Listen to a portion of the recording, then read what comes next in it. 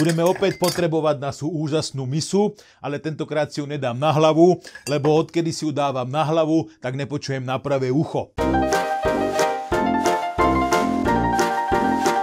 Priatelia, zdraví vás Ujdo Pajdo, a.k.a. Kuchár bez talentu, a.k.a. Nekromancer z Pápuji Novej Guinei. Vítam vás pri ďalšom recepte divnom a tentokrát je to opäť recept, ktorý ste si vybrali vy a budú to absolútne naložené 350 poschodové hamburgery alebo burgere alebo proste žemle, medzi ktorými je volačo naskladané. Ale predtým všetkým ako vždy vaše úžasné a jeblé komentáre, ktoré proste nesmú chýbať, ktoré sú stálicou, ktoré jediné sú na tomto celom videu zábavné. Ujdo Pajdo, moja sestrička, odkedy si pozerala tvoje video, sa zajakáva, alebo Ujdo Pajdo, odkedy môj malý braček videl tvoje video, odtedy sa hrá namiesto s autíčkami s bábikami. Náhoda alebo ilumináti? Kontra Illuminatis. Ďalší komentár. Ujdo Pajdo, zdravie ťa riaditeľ zoologickej záhrady v Prahe. Nazdar Pajdo,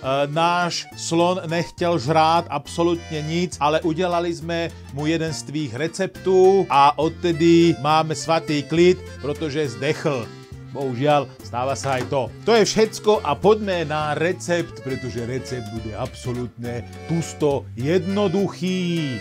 Na to, aby sme si mohli urobiť porádny domáci hamburger, budeme opäť potrebovať našu úžasnú misu, ale tentokrát si ju nedám na hlavu, lebo odkedy si ju dávam na hlavu, tak nepočujem na pravé ucho. Do tejto čarovnej misy sme si šmrcli takéto krásne hovädzie maso pomleté od samého majstra Masára, Bačera a Cassidyho. Takže máme tam hovädzie mäsko, ktoré by malo byť kvalitné a čerstvučké a voňavé.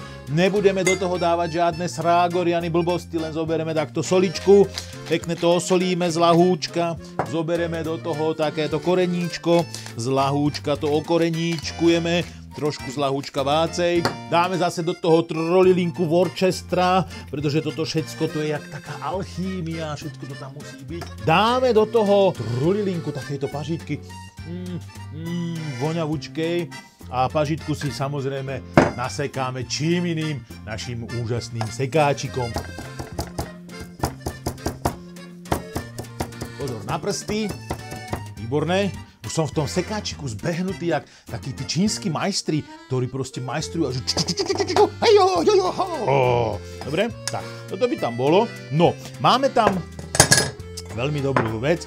Čiže máme tam mäso, máme tam korene, máme tam sol, máme tam Worcester, máme tam trošičku pažítky. Kto chce, môžete si tam dať aj cibulku, úplne kľudne. Ja ju tam napríklad dám. Cibulku nasekáme úplne na drobuli lilinko, úplne na také malilinké kúsečky. Na malinké kúsečky a drbneme, teda dáme to do tej mise. A máme to už v tej mise a v tej mise už máme v podstate úplne až skoro všetko. A čo som zabudol? Niečo som zabudol, ale neviem čo. Čiže do tej zmesky môže ísť aj vajíčko, samozrejme surové, aby sa vám to tak akože spojilo. Ale ja ho tam nadám, lebo je to škoda proste. Nemusia byť všade vajca nastrkané. No a samozrejme ešte nesmieme zabudnúť. Dopestoval som si bazálku, takúto domácu. A aby to vyzeralo tak akože profesionálnejšie, tak tam dáme trošku takéto bazálky. Bazálka je strašne dobre vonia a veľmi sa hodí do tohoto takéhoto mäska. Takže bazálečku si zase nakrájame na takéto malinké kúsočky, aby nám to potom ze zubov netrčalo. Máme umyté ruky a našimi umytými rukami to nádherne pomiešame a samozrejme ja vám to ukážem, ako to vyzerá.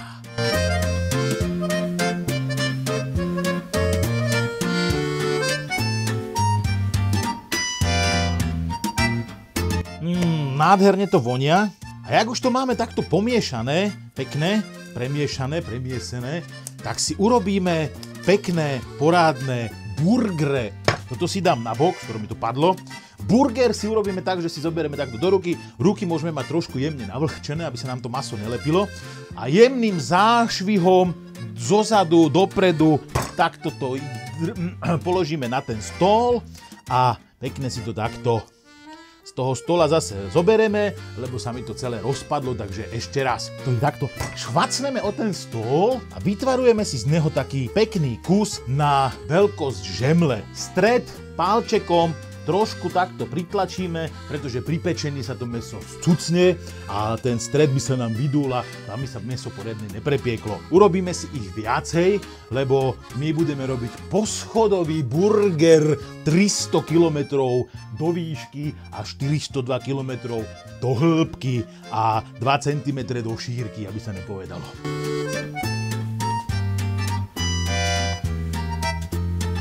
Mäso máme pripravené ako super základ. Zapneme si plyn, dáme na ňo panvicu, necháme to prehriať a dáme to pekne opekať zo všetkých strán. Z jednej, druhej, z tretej a ešte aj štvrtá dimenzia. Dnes to bude taký rýchlejší recept. Dali by sa urobiť aj vlastné žemle, to vám ukážem zase na budúce, ako sa vyrábajú hamburgerové žemle. Ale teraz použijem už kupované a tieto sú konkrétne celozrnné žemle na burger, tak dáme ich zapiec do trúby na chvíľočku, nech nám tak schrumkajú a potom ideme pokračovať ďalej. Na tie naše placičky, takto si ich ze spodu nabereme a jak to takto máme, chvacneme to na tú panvicu, ale už nie z takej výšky, lebo keď je tam olej, vám to frkne do očka a bude zlé.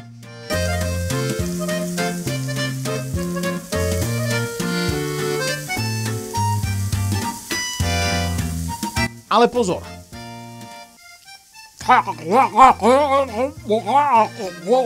Asi som hladný, lebo mi to nejak nejde. Samozrejme, keďže to bude poschodový burger, nebude to len také ledajaké, len maso tam nebude našvácané, ale použijeme aj k tomuto takúto výbornú slaninku, z ktorej urobíme takú chrumkavú slaninku. Uvediem vás do stavu hlbokej meditácie.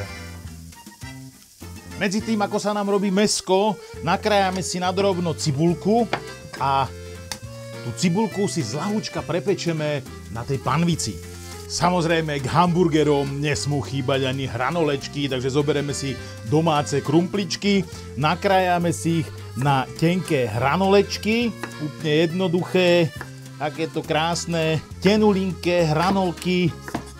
Takéto krásne tenulilinké, pozrite na to, vyzerá to úplne uchvatné. Pečiaci papier si z ľahúčka pokapkáme olejom.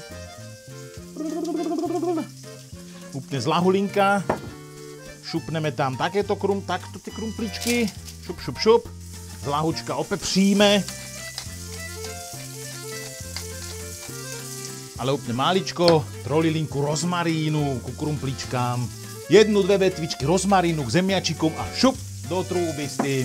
Dáme si zapekať slaninky, takéto krásne plátky, aby bola chrumkavá. Mäsko je hotové, slaninka je prepečená, ešte sa nám dorába voľské oko, robia sa hranolky a teraz ideme vôbec k tomu úplne najčarovnejšiemu na svete. Zoberieme si takto žemličku, prekrojíme ju na 2 polovičky, aby sme sa neporezali. Výborné. Tieto 2 polovičky si pekne prepečeme, aby boli chrumkavé. Vy ma nevidíte, ale vidíte aspoň moje ruky. Úplne základ máme polovičku žemličky. Môže na to ísť majonéza, voľačo, čo si chcete, si tam dajte. Ja mám rád trošku horčičky, len takto na spodok. Úplne z ľahúčka. K tomu si dáme kúsok takéhoto čerstvého šalátiku. Dáme z jednej strany. Dáme si ho z druhej strany a dáme si ho aj takto z tretej strany. Šupneme na to takýto krásny kus masa. K tomu dáme syr, perfektný, taký syríček do brúčky. A na to si nakrájame trošičku čilička. Trošku čerstvého čili. Len to takto postrašíme. Ale pozor, to není všetko. Na to ide ďalšia vrstva žemličky, na ktorú tentokrát dáme trošku vrstvy rajčinového pretlaku, trošku práškového cesnaku, len takto posypeme, jeden lístok bazalky, 2, tak šup, to tam máme. A na toto ide kus tej slaniny, preškvrčanej, takejto nádhernej. Tomu šmrcneme trošičku tej našej cibulky opečenej. A samozrejme navrch nesmie chýbať vajce, respektíve voľské oko, ktoré my si takto z lahučka okoreníme. Na to dáme zo pár kúskov pažítky, šup, šup, trolinku rukoly, rukolou to neprehánajte, ale trošku rukoly sa tam hodí a samozrejme nesmieme zabudnúť na naše tekuté peklo, na naše domáce čili. Ešte predtým si to zasypeme trošku parmezánom. Navrch trolinku čili a celé z lahúčka si to takto pripučíme a ako bombónik to celé priklincujeme.